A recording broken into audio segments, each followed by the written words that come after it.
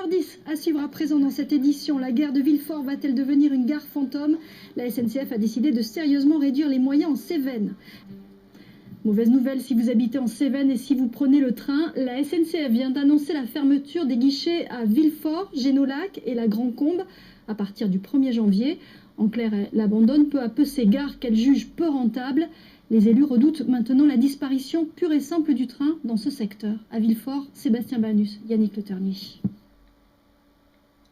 Peu de voyageurs, quelques trains seulement chaque jour. À Villefort, d'un point de vue strictement comptable, on est loin de la fréquentation de la gare de Lyon.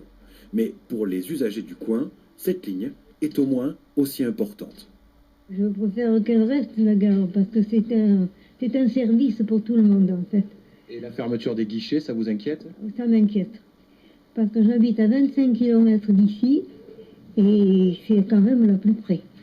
Nîmes et Marseille au sud, Clermont et Paris au nord, la ligne des Cévennes joue un rôle vital contre l'enclavement de l'Est de la Lozère. Mais ce service public souffre, rigueur budgétaire oblige, sa faible rentabilité semble aujourd'hui un handicap insurmontable. Aussi, quand la nouvelle de la fermeture des guichets au 1er janvier prochain est tombée, l'inquiétude pour la ligne s'est transformée en colère. Il faut que la région nous aide et empêche la fermeture du guichet. On assiste à un démantèlement en règle de tous les services publics sur notre territoire, sur nos territoires ruraux en général. Alors qu'est-ce qu'on veut? Est-ce qu'on veut que la vie dans nos campagnes ne soit plus possible? Qu'est-ce qu'on veut? Maintenant, il y en a marre. Symbole de cette course effrénée aux économies, Réseau Ferré de France a décidé de couper les platanes centenaires qui bordent les quais de la gare, un choix qui évitera à l'avenir de payer du personnel pour balayer les feuilles qui font patiner les trains en automne.